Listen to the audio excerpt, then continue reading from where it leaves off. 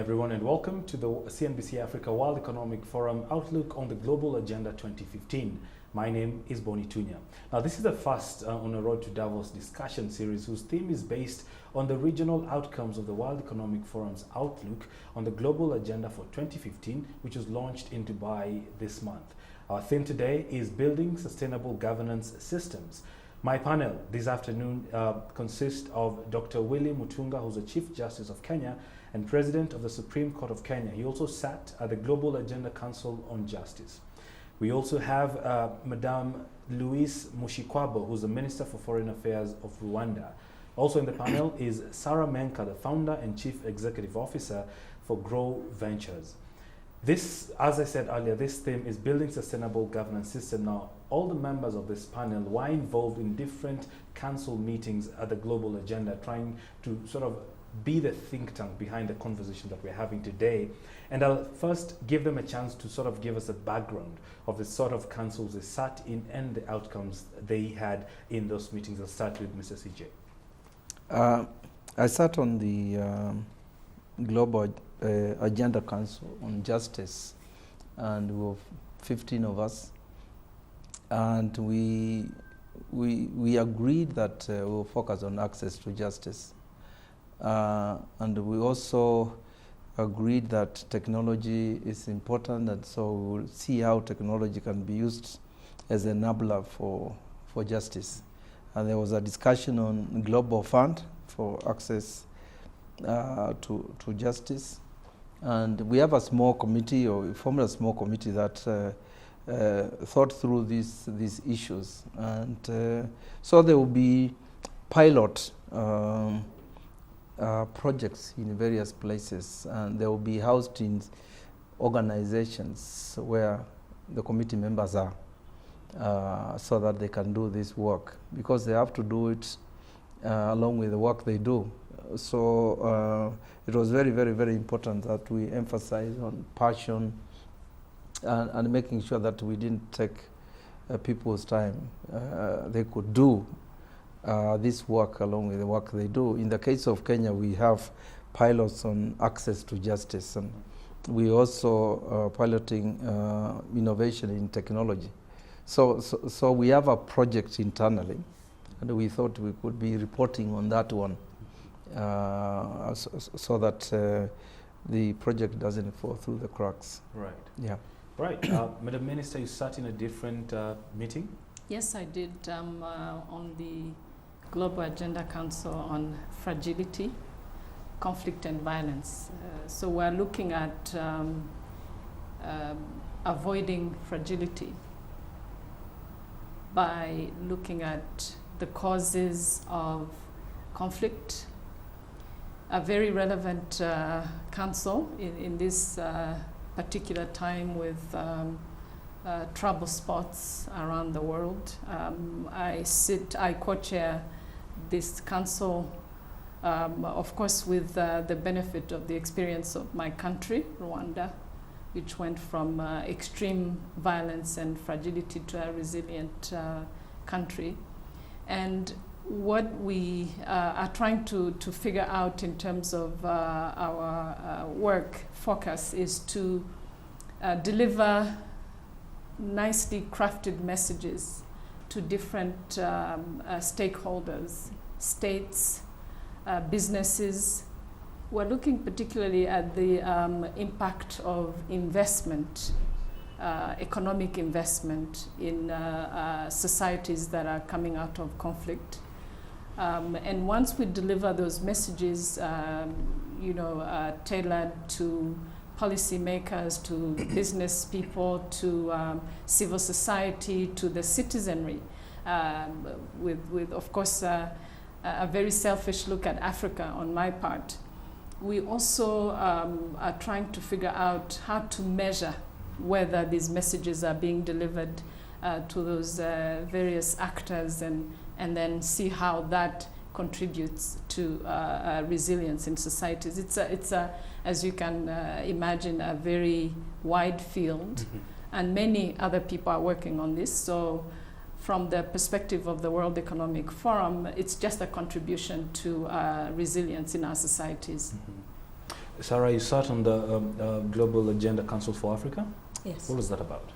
Well, as a council, I guess we cover a broad range of topics because we really focus on a region. So we have that, I guess, privilege of really thinking about Africa and only Africa. But we've taken on a couple of topics as central to our council and issues we want to work on. The first is really owning owning our own narrative as Africans. So telling our own stories. How do we create our own platforms for sharing stories of African experiences so that the narrative that the world has is an accurate one? So really thinking about creating that platform, but also using our voices for starting that path. The next is on agriculture and agricultural productivity. So how do we move the conversation that oftentimes when you think of Africa and agriculture, it's a conversation about food security. Right. But we should really move beyond that into maximizing agricultural productivity. What does that look like? So as a council, we're really committed to exploring that and really piloting some case studies effectively that we'll create in a few countries to see how real investment can be mobilized in a way where you maximize agricultural productivity. The third topic is around entrepreneurship and skills development and creating an entrepreneurial ecosystem. So that really touches upon education and skills development as much as it does policy and the right policies for entrepreneurs to exist and SMEs to exist. So how do we work with African governments in ensuring that the right ecosystem exists for entrepreneurial development? And the last is around mobility as Africans within Africa. So this is a topic that was taken on by the council in its previous cycle, but we're continuing the work on this, and it's about basically working closely with African governments in opening our borders to one another. And I think Rwanda is a perfect example where I think any African is welcome to show up at a doorstep and get a visa upon arrival. So how do we increase the number of African countries that allow that to happen? Right. On the premise of retelling the African narrative is where I want to anchor our conversation this afternoon. We're talking about rebuilding sustainable governance structures, and obviously we'll be looking at the leadership systems and asking the question, is there a leadership crisis? Let's put that on the context of what is the African narrative in regards to leadership? I think I'll start with Mr. CJ. Well, let me talk about the Kenyan narrative, because it's pegged to our constitution. Very clear chapters on integrity, accountability, transparency. The preamble, Article 10. There are quite a number of articles there that basically state very clearly what is expected of the leaders, that they have to serve people, not to enslave them. They cannot raid, people's resources. Corruption is banned. So as you go into public office, you are not an angel, but you are close to one. Right. And that's a constitutional decree, which I think we're struggling with in the courts and so forth. So I think there's that aspect, but there's also the reality that I learned in Dubai, and that is when they were talking about the illicit economy. That is the illegal cartels, people involved in all kind of criminality, and how that enslaves the leadership. Okay, how the cartels in institutions of government, whether it's judiciary, whether it's parliament, whether it's the executive, right. And so the narrative, the way you understand it, is that we need accountable leadership and leaderships that can be actually can be forced by law to account, and that there's no impunity. There's nobody who is above the law, and that resources belong to all of us, and they can't be raided by a particular group, whether it's public servants or politicians or county governments. So I think it's a whole notion of integrity, in public service. That is an emerging narrative, and it's critical because it has a history.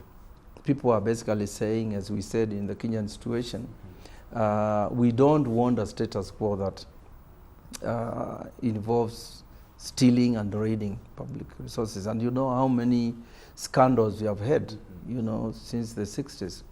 If you look at the Auditor General's reports, you'll be shocked at how much money is lost. I think at some point they said we lose, what, 1 billion shillings a month or something. So the data is there, and we've basically said, no, we can't proceed this way. Then there's the issue of growing institutions, because the leadership is not just a political leadership, right. It's everywhere. Right. And that narrative is important. Because the citizenry itself has to be involved in that national project. Right. But I think where I sit, that is in the judiciary, our role is when we have disputes to make sure that we breathe life into the Constitution. Right. And we create we make sure that the vision of the Constitution becomes a reality. Right. And that's the way forward for us. But it should be for everybody, the media, public service, the religious sector of civil society. We have had examples of a lot of stealing and conning of people by religious groups. So it's something for the entire society. Right. And I think that's how the narrative should be. It shouldn't just be confined to business people. Right. It should involve all of us. Let me just bring you the minister. Coming yes. from Rwanda and looking at the sort of council meeting you sat in, and from what the CJ was talking about, there seems to be a realization that we need to work on these things. We need to work on accountability. We need to work on, basically, it's a moral issue. But coming from Rwanda and the sort of unique heritage and history that you've had, what is the narrative for the African leadership? This is a subject that I love, the African narrative. And I think the first thing for us on the continent is to really realize how serious not speaking for ourselves, how serious that is. And we don't mind other people talking about Africa and analyzing Africa, but we cannot be absent from our own story. Right. So that's the premise. Now, the Chief Justice talked about a very important aspect of this global governance and localized it to Kenya, but it's applicable to not just to Africa, but to the whole world. And from the experience of Rwanda, in addition to accountability, I'd privilege citizen ownership. Many people would be surprised how smart our average villager is and how ready they are to contribute to their own well-being, and how, coming from the policy levels, many of our citizens are ready to engage, they are ready to question us, but once they're convinced of their own well-being and the interest for them, they're our best partners as policymakers. So the experience of my country, Rwanda, at least has shown us that, we are a small economy. We're a country with a very heavy history. Right. We basically started from scratch 20 years ago. And what we thought was important from the beginning was to keep a sort of national dialogue going. First, we had to establish security Then we had to talk about living together, creating harmony in our society, but getting everybody involved, making sure that the average person has a say in how they are governed, that they must contribute, albeit in a small manner, to what is being done for them.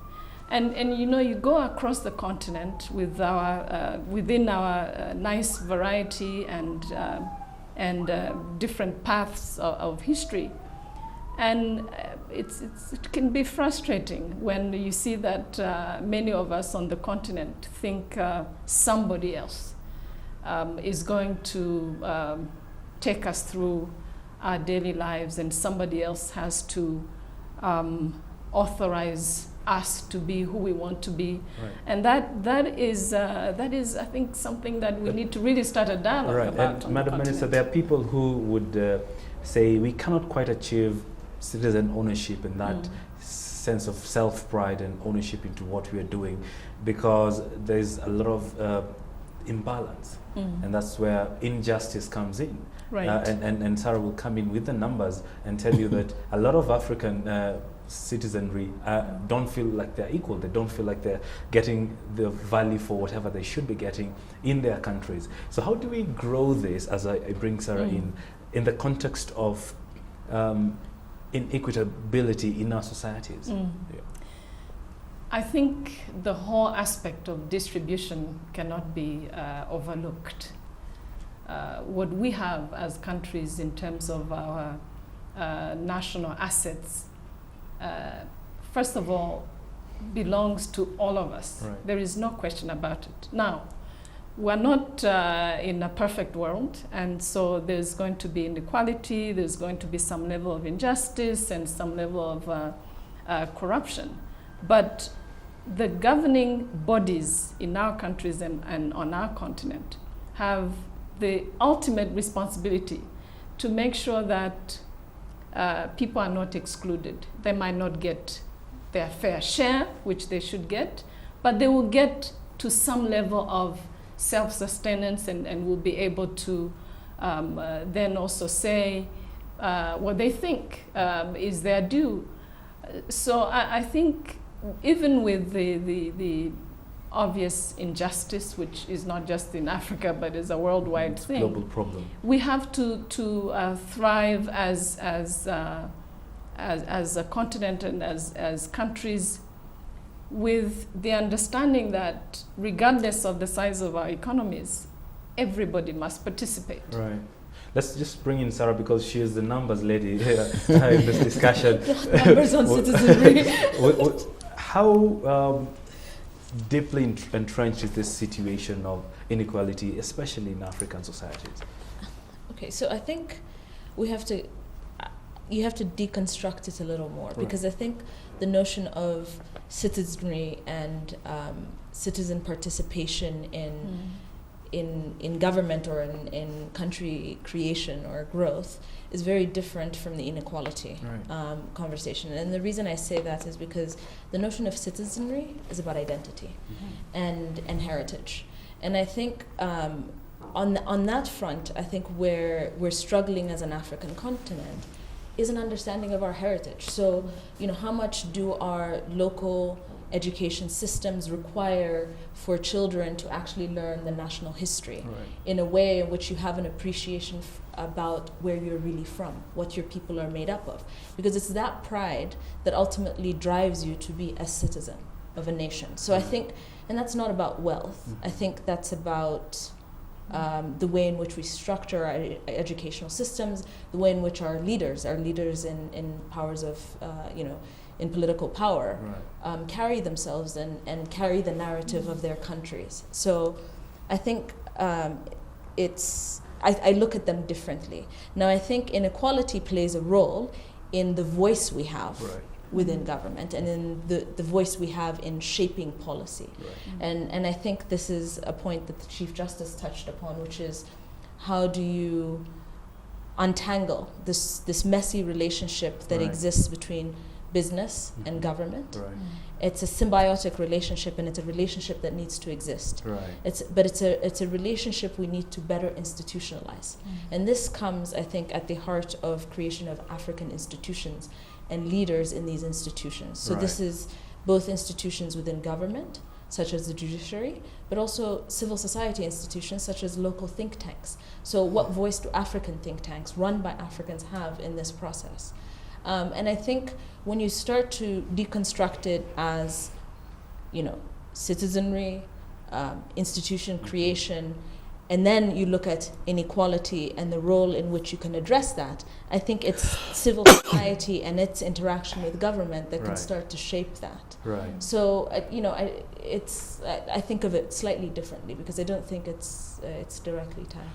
As we get to the path to deconstruct that, I saw the Chief Justice was taking notes. We'll give him a chance to respond to that, but also answer a direct question which I have. We seem to agree that our leadership systems, whether in political leadership, business, and otherwise, is not where it should be. So how do we walk back to get to that place where, or develop those set of skills or traits that will win back our population to where we're taking us, Chief Justice?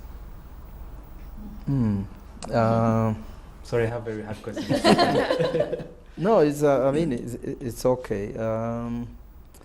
I think the first thing that comes to my mind is that Africa is not free. So some of the problems are not of our own making. We exist in a global situation that has certain restrictions. And so I agree with Sarah. It's fantastic that the narrative that she gave, in my view, is a narrative of liberation. It's a patriotic narrative because you're basically saying that we should have our own think tanks, and because they are ours, they are close to our needs and our challenges. But the reality is that there's this umbilical cord that ties us to a global economy, our former colonizers. A lot of the economic policies are imposed on us, in a lot of ways. So there's that aspect, that we have to take into account. And I think there are various African countries that have good practices that we could actually emulate. Right. There are also opportunities of prioritizing the national interests in various investments that we have, because foreign interests are not homogeneous. They have their own conflicts. Right. To say the least. Yeah, and if you are building a railway, you might get a good deal if we bring in the Swiss, the Americans, the Chinese, and everybody else. They compete, and we might get a good deal. And I think that's where the issue of think tanks comes in. I think also for Africa we must start celebrating excellence. There are a lot of our own people who are great minds, who can help us as think tanks, but do we listen to them? We tend to shun, those kind of people. And then we get others, dimwits really, people who want to do jobs they can't do properly. We've got to, to deal with those issues. Right. So, but the main thing, I think, it's we have a problem. And I think in most countries, we have examples of people who are dealing with those problems and trying to, to solve them. And within Africa, I think we have institutions that you say we are creating.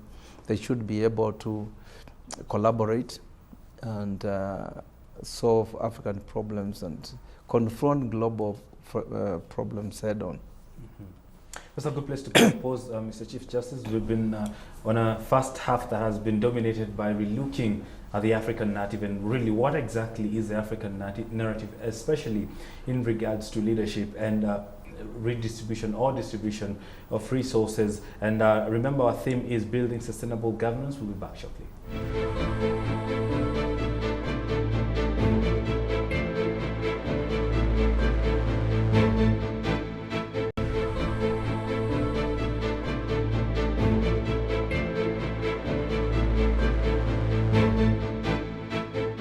Welcome back. You're watching the CNBC Africa World Economic Forum Outlook on the Global Agenda 2015, where our theme this afternoon is building sustainable governance systems. Well, remember, this is a first installment in a series of discussions dubbed The Road to Davos, where the next one will be heading to Southern Africa.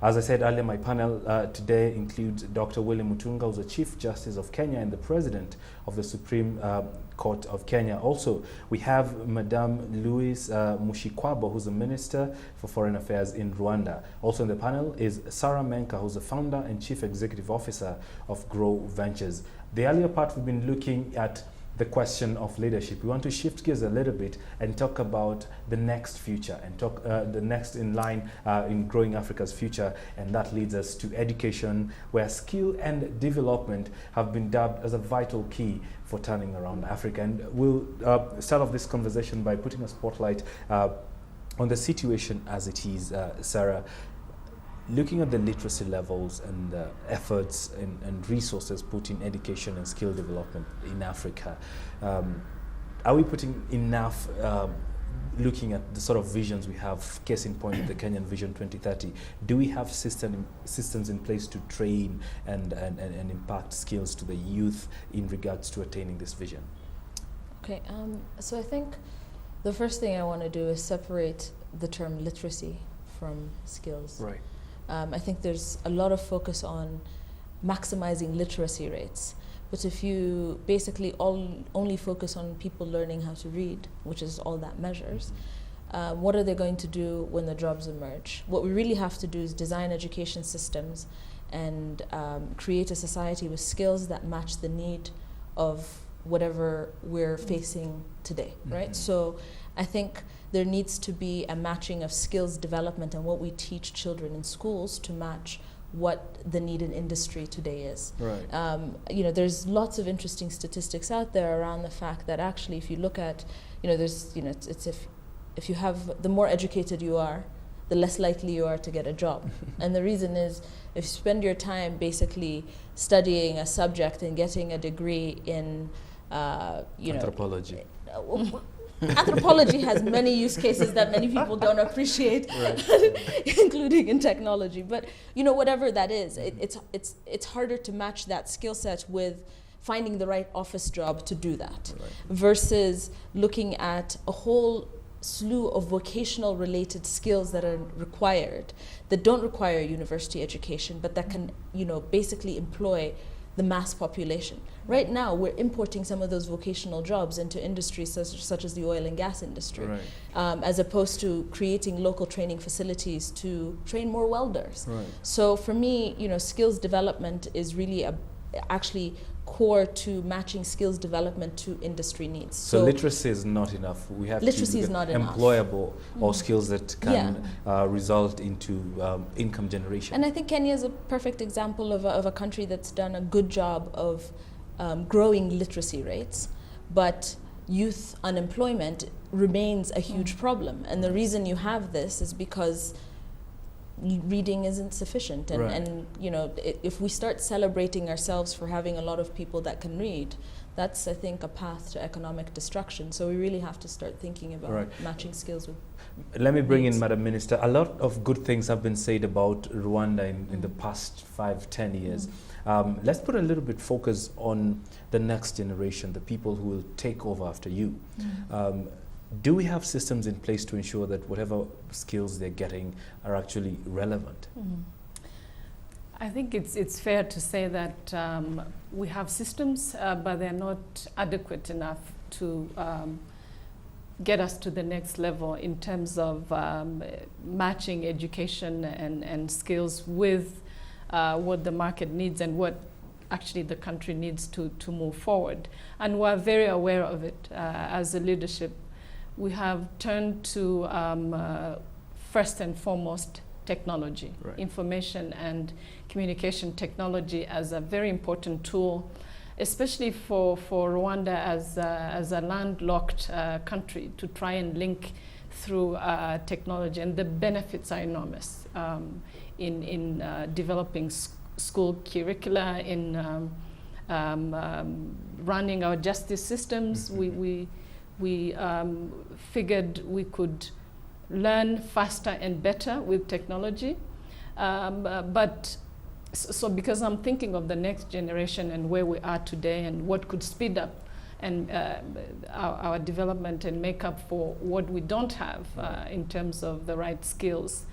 But taking off from something Sarah said, which is really important, there is almost a complex on our continent, I don't know about other parts of the world, about education and degrees and it's an obsession. And if I can be a bit undiplomatic, I think that comes from the kind of education many of us in Africa received from our European colonizers, which is to produce civil servants in suits and a briefcase. Yes.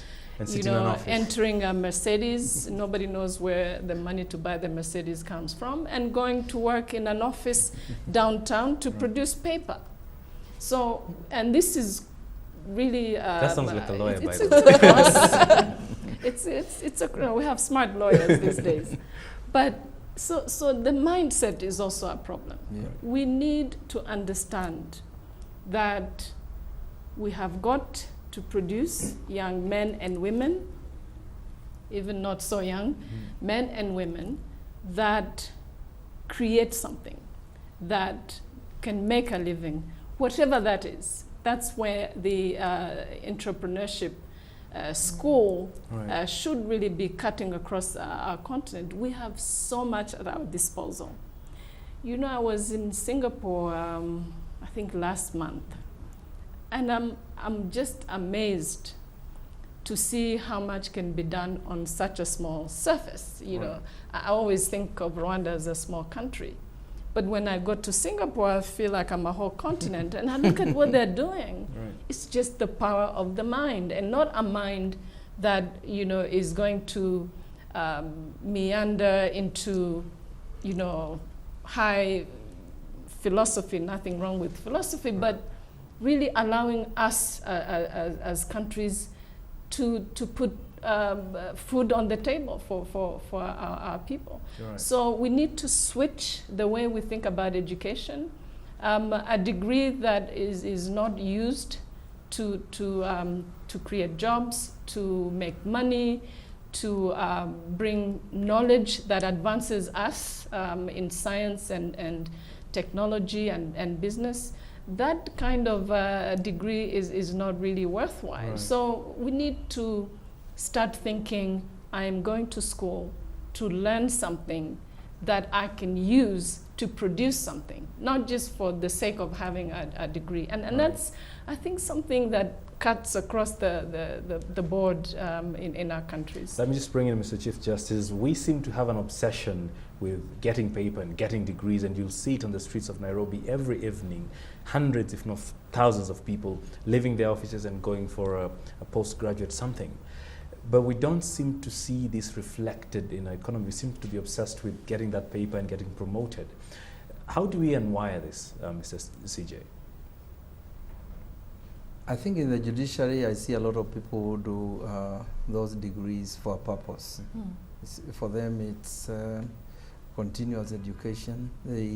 They want to perfect some area of jurisprudence, and they doing that on the basis that they will be promoted. So there's a purpose, and we have a judiciary training institute that doesn't allow people just to go and study whatever they want. And those are the ones we have employed. But I agree with, there are quite a number of people who are businessmen and women who just want the papers, they want to be doctors. But this is an area, I'm a dimwit. I don't. The only thing I can say is, and just to reflect on the kind of education I went through myself, which was partly colonial and partly post-independence. I'm worried that our public schools are disappearing. And the public schools are where all of us who are poor and the rich went to. When we go to university, we got bursaries, whether you are from a peasant home or you are from, a rich person's home. So there was that kind of equality. And also the curriculum. I remember when I was in primary school, one of my classmates was always the last, exams. But there was a carpentry class where he was always on top. And when we finished, he ended up becoming a great contractor. Okay, and he went to relevant education in terms of business because he had the skills, and he has more money than I'll ever make. So I use those examples basically to show that we've got to be careful we don't leave the kids of the poor behind, because God gives brains to the poor and the rich. And the technical education that Sarah was talking about, what kind of education, the quality of it and the purpose of it. I tend to basically see education has become a project where we put profits before people. Right. There's so many of these private institutions. In the case of lawyers, there are so many who have, I think this year alone have admitted almost 3,000 lawyers to the role of advocates. Wow. And it's totally unplanned. The market can't absorb them. Right. So I think there is a need to reflect, and we might want to look back at the colonial period and not just... That's where the rain started beating us. Yes. But Sarah, in the immediate term, what can we do with our limited resources, looking at the budgetary allocations for education, realizing that we need to change this? What can be done in the immediate term? I mean, I think in the immediate term, I think of two things. One is, the minister touched upon this, the role of technology. Technology is incredibly cheap. It's become incredibly cheap. So the way in which we distribute education that's equal across platforms, our ability to do that is unprecedented. Right. And I think government needs to capitalize on that. As the minister was speaking, I thought of how many African countries have a CTO, a chief technology officer that manages technology deployment across government and across government platforms, which falls into the education space as well. So who thinks about that on a high level? I think that's something immediate, it's cheap, and can be executable. On the second front, it's what do you also do with those that have already been educated and have acquired some level of skill, but can't be absorbed by the market? And that's where you think about entrepreneurship and entrepreneurial ecosystems. Right. If you look at what it takes to register a business, a small business, why we have such large informal sectors where you don't have people that are paying taxes or don't belong to the formal sector and therefore can't access more capital, is the fact that the process to register a business is very cumbersome and very costly. So what can we do to encourage young people who have an entrepreneurial spirit to build on that by making that process slightly easier? Should the minister I knows how to do that. Yeah, but should I as a small business be taxed at the same rate as a corporate entity that has come and set up an office with 200 employees? The answer is no. So I think on an immediate level, there's the addressing the education gap through technology, and I think there's wonderful platforms out there. It's cheap, it's deployable. It's just a question of putting, our minds and our souls into it. The second is also incorporating math and science on a much more intensive level than we are today in our curriculums. And I think curriculum development is not something that happens overnight and Right. needs to be thought of, because the curriculum you develop today, I think, is inevitable, will be adapted for a long period to come, which means we have to be thinkers. We have to sit down and think about not what our needs are today, but what our needs are going to be probably for the next 20, 30 years, so that what we create is relevant and the resources that we spend are spent wisely. Right. So for me, it's about doing that planning today, about using technology, and about creating the right policies to allow for an entrepreneurial ecosystem to burgeon, because at this point, you do have a really large group of youth who have some level of education, who have some skill, probably have wonderful ideas, but no way whatsoever on how to execute them. Right. So, that's where the inequality discussion really Right. comes into. Madam Minister, you want to weigh in on that before we shift gears to a different issue? Sure. Just to add, what Sarah is saying is just correct. I don't know about other countries, but at least in my country, we've been busy trying to take stock of what we have, create and understand data in terms of jobs available, skills available. In my own Ministry of Foreign Affairs, Rwandan students abroad, how many are there? We've been trying to build a database for a long time. So it's important, because the planning element that Sarah is talking about is important. So we don't start doing the right thing but haphazardly. Taking stock, what do we have? What are the numbers?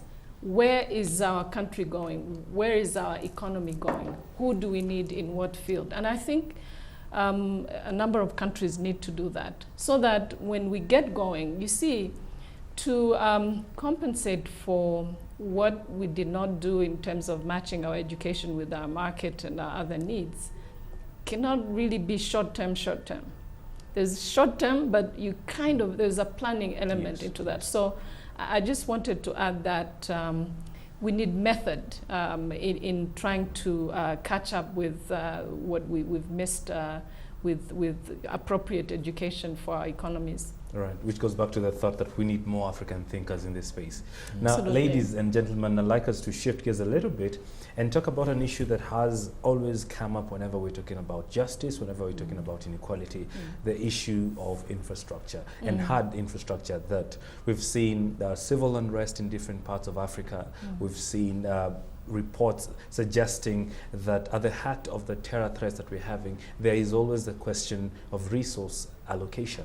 So let's talk a little bit about that in Africa. And I think I'll start with the Minister. This falls directly, you're in government and you've seen this. We seem, our issues with laying hard infrastructure in Africa are really to be curtailed by finances. But that aside, with the limited resources that we have, because we're looking at what we have now, what are some of the things that we always get wrong in regards to laying of hard infrastructure in Africa? Well, the first thing we got wrong was to think that schools and hospitals were going to be enough for our continent. And I think that was a mistake that we shared with Bretton Woods institutions, World Bank, IMF, and so forth. Because, as it's been said before, to get to the school or the hospital, you need a road. So the deficit in infrastructure on the continent is harming us, and we need to figure out very quickly how to change that. Two, we don't need to use our own money for infrastructure. There's a lot of the money people that I encounter keep telling me that there's plenty of cash, and all that is needed is assurances that the money that is around will be invested to produce all kinds of benefits, that the funds and companies and even philanthropic entities that are ready to invest in infrastructure want stability. They want to feel that the money that is going to, because these are usually long-term projects, they need constant maintenance, they need good planning, that there's going to be a stable environment for the investment to be worthwhile. But thirdly, I think looking at our own region, you know, we have about a year and a half ago, 3 countries, Kenya and Uganda and Rwanda, decided that our infrastructure deficit was not going to allow us as a region to advance and to integrate as we have set out to do. And I'm just amazed at how much can be done in just a year and a half. So some very serious political decisions have to be made. I can now sit in Kigali and envision in a couple of years having a railway going from Mombasa to Kigali. We've already been able, working together, to even use some of the accessory to infrastructure, technology once again, Right. to move things and people, goods, services, people much faster in our region. So to end on the important point that there's a lot of money to go to infrastructure. We are better off doing it regionally. These are heavy funding projects, and the more we get together as countries and regions, the more money is available, and the more stake we have in keeping a much larger area. Right. Let me bring in Mr. CJ, because the allocation of some of these resources have been used, or rather subjected to tokenism, based on, I like these people, they voted for me, I will give them this. And we always hear conversations that we didn't develop because we were in the opposition and whatnot. How do we change this, especially in an African setting? Because it's not a problem unique to Kenya. African leaders have used development projects as a token of appreciation for voting and whatnot. How do we unwire this? And you realize, Mr. Justice, I'm always bringing the question of unwiring things. Okay, you're asking me about resources, right? Yes. And if you take Kenya, there was a time when the philosophy was siasa mbaya, maisha mbaya. Remember, it's bad politics, bad livelihoods. And that's what you're talking about, resources being controlled from the center and going to particular regions that were supporting the leadership. That is history now. It can't be done anymore. Right. Because of the devolution. Correct. And the resources going to all places. But I think the central issue is how we secure those resources from wastage and from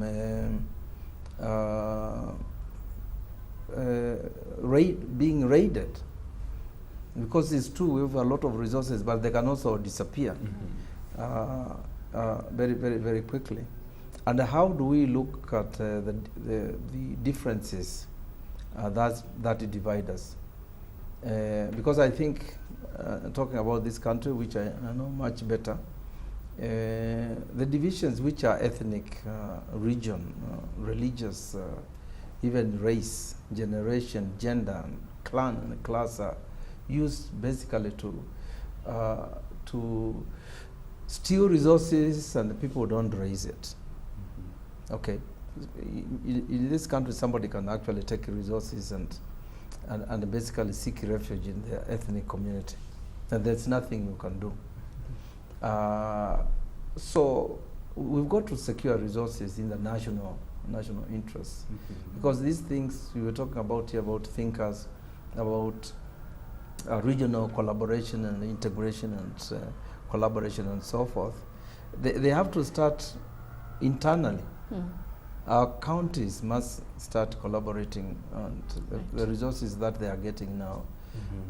I'm not seeing a lot of that, but I think it will happen. Right. If you take like Victoria, for example, they have what? How many counties are there? 5. There's Busia, there's Kisumu, there's Homa Bay, there's Migori.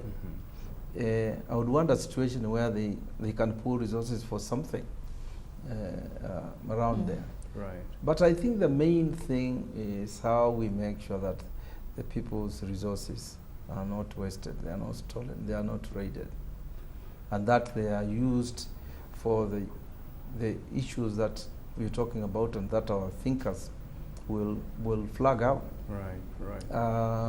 If you have these great ideas and the resources are not used to develop them, we won't get anywhere. Right. I'd like to bring in Sarah for just a quick comment on that. We've seen even the IMF coming and warning African countries. Yes, there's a lot of money, like the minister said, from the Euro bonds, and Ethiopia is now saying it will announce it. Tanzania is on the go.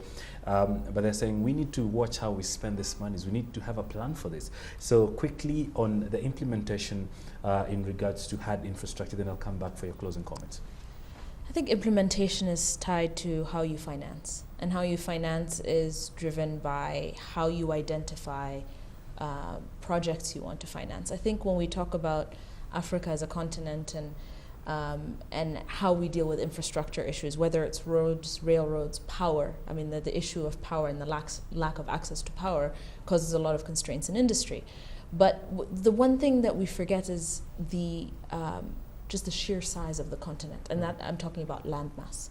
So building a power grid, to connect the whole continent and how that looks like, or a railroad, is very different from the Industrial Revolution in the US, because Africa as a size-wise is about 3 times the size of the US. So you already have this size constraint. So you have to be very, very pragmatic in your approach to what infrastructure projects you choose to take on when. It absolutely has to be a regional approach, but its implementation also has to be one where there's a balance. It's a serious political discussion as much as it is an economic one, because it's about the balance of power. And if we're going to share a regional infrastructure project, when we finance it, the allocation problem becomes, or the implementation becomes, a lot less contentious and a lot less problematic when the economic value and proposition behind the project is clearly defined. Right. I think where we struggle is in identifying what that economic proposition is. Meaning, I think the one thing that, and I haven't brought this up yet, but the one thing that we struggle with in Africa is to keep a hold of and a constant pulse of our numbers, our economic numbers. What is our population doing? How is our population really growing? What are our economic metrics that matter? So it's well beyond GDP and rebasing our GDPs to understanding our economic makeup. Right. When we understand that, we can devise really interesting infrastructure projects and implementation plans that say the first 5 roads we should build are X, Y, and Z. The reason is they would connect this region to that region, which combined they can produce.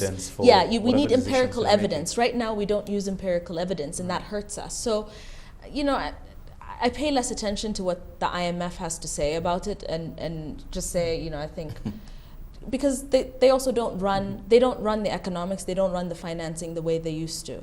The money that's available to Africa today comes from,